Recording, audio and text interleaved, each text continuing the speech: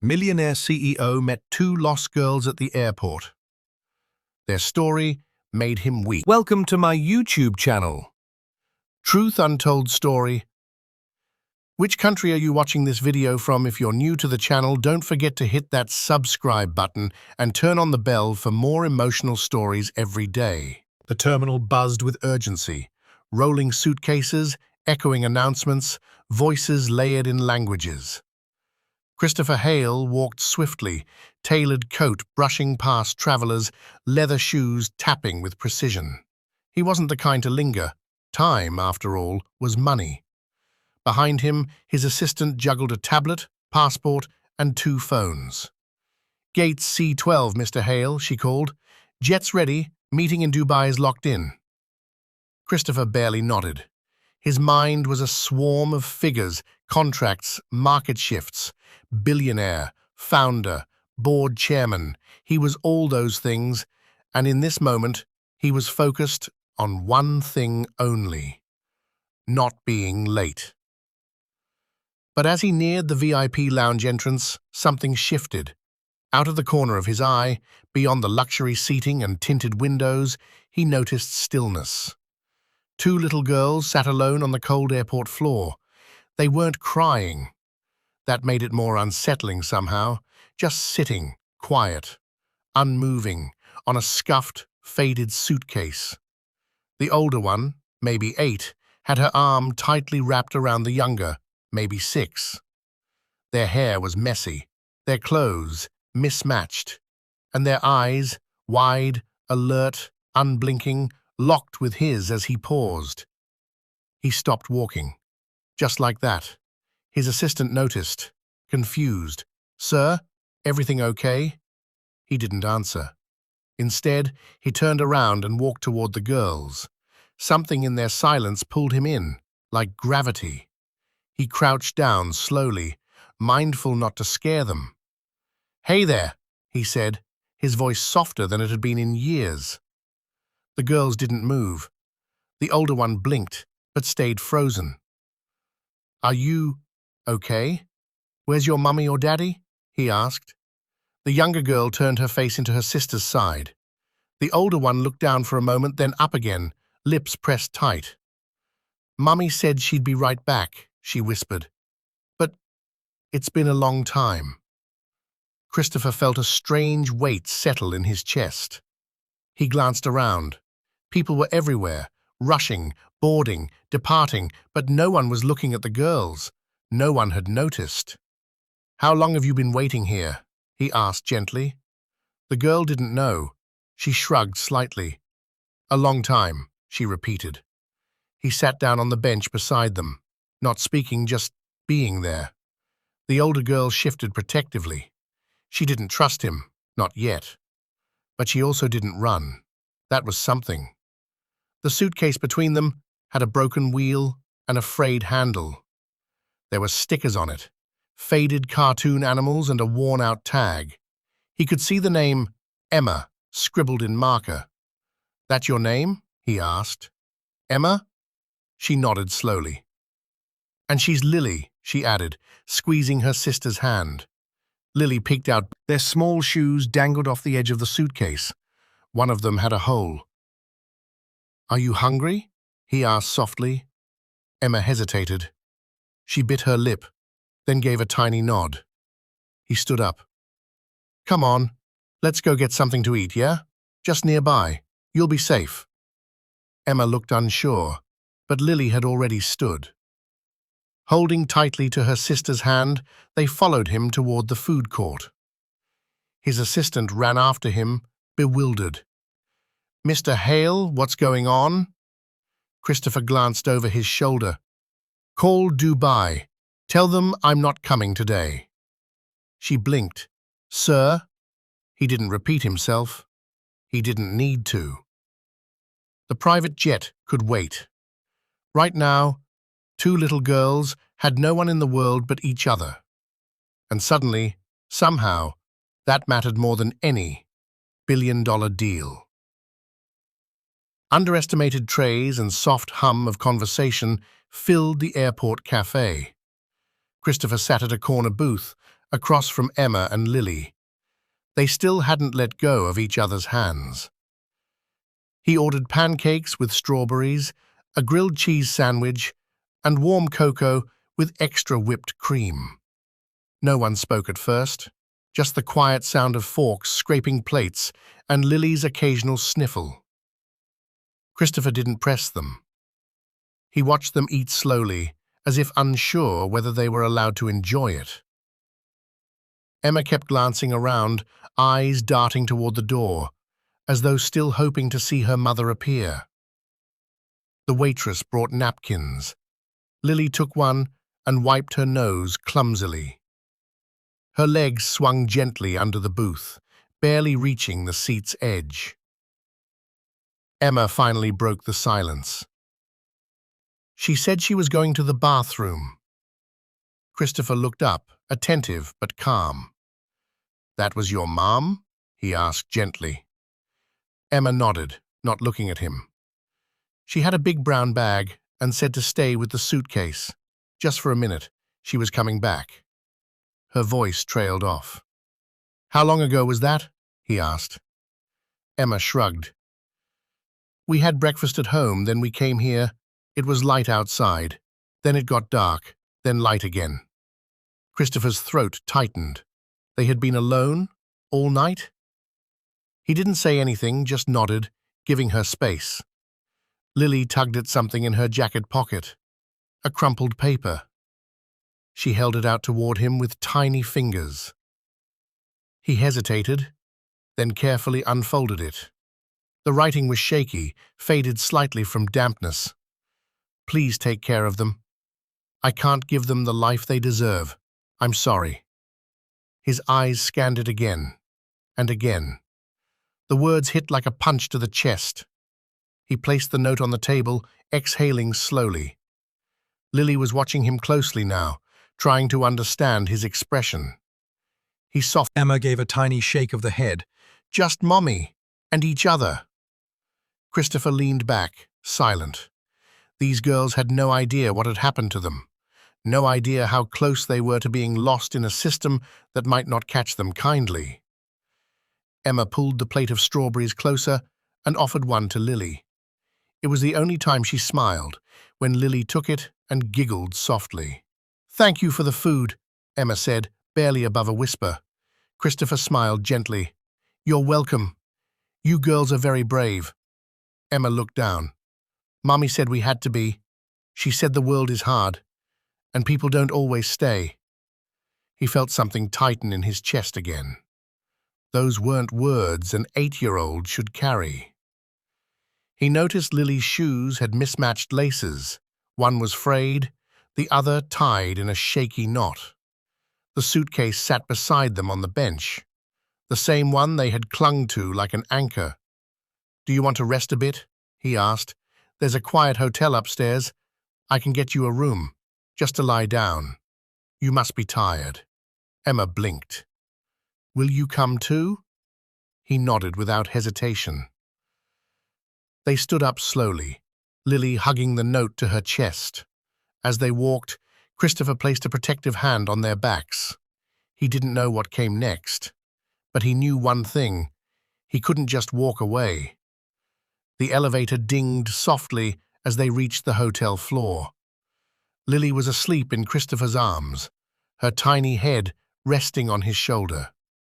Emma walked beside him, still clutching the suitcase with both hands. The hotel suite was warm and quiet, soft lights, clean sheets, a gentle hum of distant city life through double-paned windows. It wasn't home, but it was better than the terminal floor. Christopher carefully laid Lily on one of the beds, tucking her under a fleece blanket. She didn't stir, just turned slightly, her thumb slipping into her mouth. Emma stood in the doorway, uncertain. "Can I sleep here too?" "Of course," he said, motioning toward the second bed. "You're safe here." She crawled under the covers slowly, never letting the suitcase out of sight. Christopher dimmed the lights. He picked up the hotel phone and called the front desk. "I need a quiet room for the night," he said, "and a late checkout." Then, Another call. This one harder to make. "Social services?" he said. "I've found 2 abandoned children at the airport. They're safe right now, but I don't want them lost in a system." The voice on the other end gave him protocols, timelines, assessments. He barely listened. After hanging up, he sat on the chair between the beds. For a long time, he just watched them sleep. The silence brought back ghosts, a cracked window in a foster home, the sharp smell of whiskey on his mother's breath, an eviction notice taped to a rusted front door, the look in his own eyes. Success had buried them deep beneath layers of steel and glass, but tonight they clawed back up. He remembered a woman named Carol, one kind foster parent who read to him once, even though he hadn't spoken a word that week. She'd stayed only 6 months before moving states. He remembered that goodbye, the ache of another loss. He looked back at Emma. She wasn't asleep. She was staring at the ceiling, quiet. "Want a story?" he asked gently. She nodded, just once, so he told one. Not about profits or startups, but about a cloud that turned into a dragon who protected 2 small sisters while they flew over the world. By the end, Emma's breathing slowed. Her eyelids fluttered closed. Christopher sat back in the chair, exhaling softly. His phone buzzed, an email from Tokyo, a meeting request from Zurich, reminders about investment calls. He turned it face down on the table. In the stillness, he realized something painful and clear. He had built an empire, but he had no one waiting for him when he landed. No one to call him Dad. No arms to wrap around him. He had everything, except the one thing that couldn't be bought. Sunlight crept through the curtains as morning came. Christopher rubbed his eyes, still seated in the chair. Both girls were still asleep, tangled in blankets, the suitcase now resting at the foot of the bed. His assistant called. He answered on the first ring. "I've rescheduled Dubai for next week," she said. "What should I tell the board?" He looked at the girls, the room, the new gravity in his chest. "Tell them I'm not available today or tomorrow." She hesitated. "Sir?" He stood up, voice steady now. "These girls, they need more than the system." A pause. "They need someone who doesn't walk away." Christopher stood at the hotel window, watching the early morning traffic crawl through the city. Steam rose from a nearby rooftop vent. Below, people rushed to work, clutching coffee, dodging puddles, chasing time. Behind him, Emma and Lily stirred quietly in bed. Their faces were calm now, no panic, no fear, only the deep sleep of children who, for once, felt safe. He picked up his phone and dialed a number he hadn't used in years. A voice answered on the third ring. "Detective Palmer." "It's Hale," Christopher said. "I need to find someone." Quietly. "A woman? The mother of 2 girls?" A pause, then, "Send me what you have." Christopher forwarded a photo of the girls, the crumpled note, and the last known location, the airport. Palmer didn't ask questions. "Give me a day." Christopher turned back to the room, heart already racing ahead. By evening, the call came. "Got a lead," Palmer said. Christopher answered no emails. Took no calls. By the third morning, Palmer called again. She left a note at St. Matthew's. One of the volunteers remembered her, said she cried through the entire sermon, asked about angels. Did she mention the girls? Just said she couldn't carry them anymore, that someone else had to. Christopher's hand tightened around the phone. "Is she still alive?" "I think so," Palmer said. "I tracked her to a clinic downtown. It's not a hospital, more of a place people go when they've given up." Christopher didn't wait. He left the girls with a trusted aide and took the car to the clinic, his chest pounding the whole ride. The building was grey, crumbling, almost invisible between 2 factories. He walked in past rows of silent, tired faces. A nurse recognized the name. Room 14. She's barely conscious. He stepped inside. The room smelled of antiseptic and sadness. The woman in the bed was thin, pale, wrapped in a blanket that didn't quite reach her feet. Her hair was tangled, her eyes sunken. But when they fluttered open, he saw something. The same eyes as Emma. He pulled a chair close, careful not to startle her. She looked up, confused at first, then suddenly alert. "Ah, are you from the shelter?" she whispered. "No," Christopher said gently. "I'm the man who found your daughters." Her lips parted, trembling. "Emma, Lily, they're safe," he said. "They're warm, fed, loved." Her hand reached for his, frail and cold. "I didn't want to leave them. I'm dying. The doctors said it spread. I couldn't." Tears slid from the corners of her eyes. "You did what you thought was best," he said, voice low. "You left them hoping someone would care. And I did. I do." She tried to sit up, but couldn't. "Did they cry?" He nodded. "But they're okay now." Her eyes softened. A final breath, a final question. "Did someone find them?" Christopher leaned in, gripping her hand. "Yes," he whispered. "And they're safe. You gave them the best chance you could." A single tear ran down her cheek. And then her eyes closed. She died with peace on her face. The courtroom was quiet, almost reverent, as Christopher knelt beside the two girls in front of the judge. Emma wore a pale yellow dress, her hair pulled back with a ribbon. Lily clutched a soft bunny toy in one hand and Christopher's suit jacket in the other. The judge cleared his throat, flipping through papers. "So, Mr. Hale, are you prepared for the responsibilities this adoption entails?" Christopher didn't hesitate. "I've never been more certain of anything." There were small shoes by the door, backpacks hanging beside his briefcase. Emma rushed to the kitchen, where her drawings were taped to the fridge. Lily made a beeline to the play corner, a reading tent filled with pillows, picture books, and stuffed animals. The silence that once filled the apartment had been replaced with laughter, not polite chuckles at corporate dinners, but real, full-bellied joy. Breakfast became a ritual. No more black coffee and protein bars at his desk. Now it was pancake batter, spilled on the counter, Lily giggling with flour on her nose, and Emma trying to flip hers with a spatula twice her size. Christopher stopped wearing ties every morning. Instead, he tied shoelaces, braided hair, and packed lunchboxes with tiny love notes written in crayon.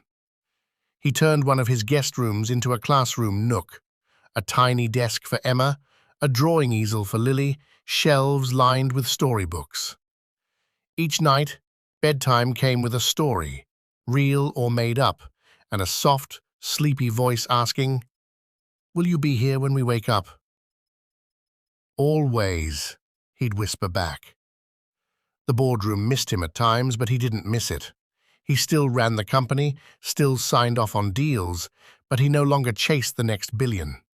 He chased ballet recitals, Saturday cartoons, and evening walks through the park. He chased meaning.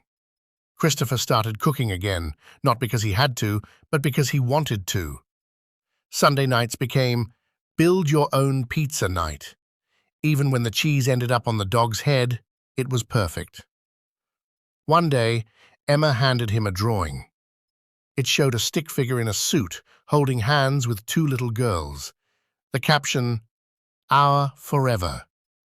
He framed it, not because it was art, but because it was everything. Christopher even bought a small country house just outside the city, not as a retreat, but as a backyard for them to run. They planted flowers, named every worm they found, and once tried to camp in the garden during a thunderstorm. He brought them inside halfway through, soaked but laughing. He still had his name on Forbes lists, still got invitations to galas, but most of the time he politely declined. He preferred tea parties with plastic cups and invisible cookies. At night, he'd often stand by their bedroom door, just listening, breathing in the quiet peace of belonging. He no longer measured his success by stock prices.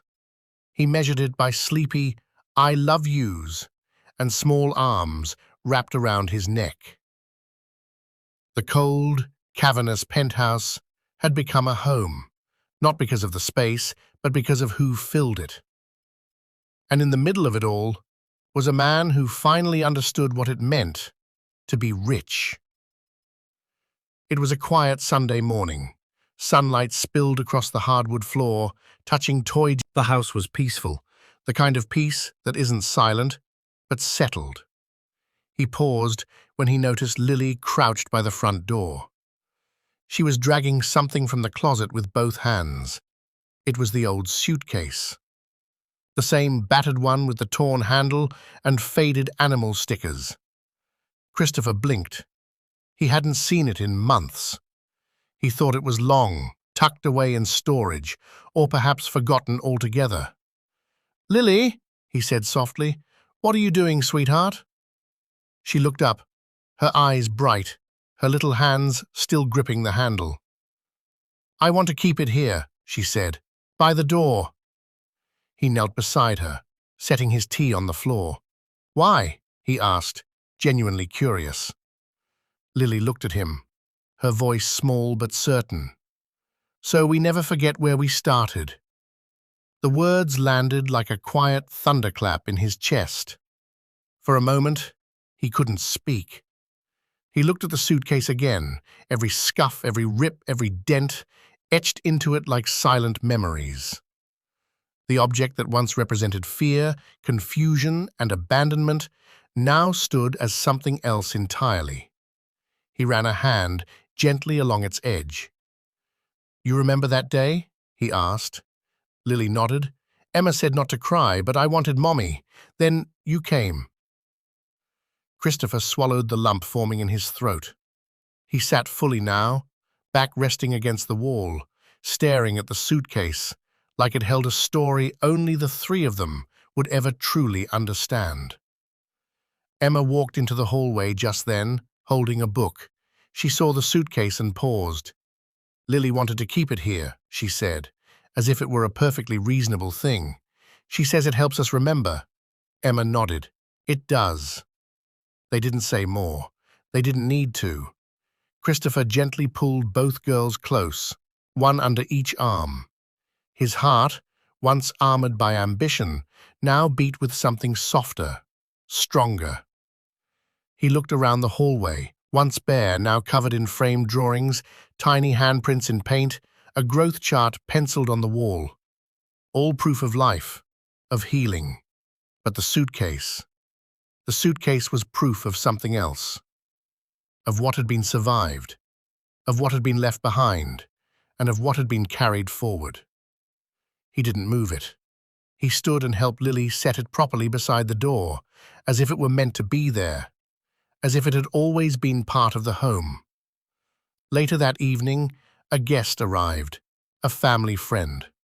The first thing they saw upon entering was the suitcase.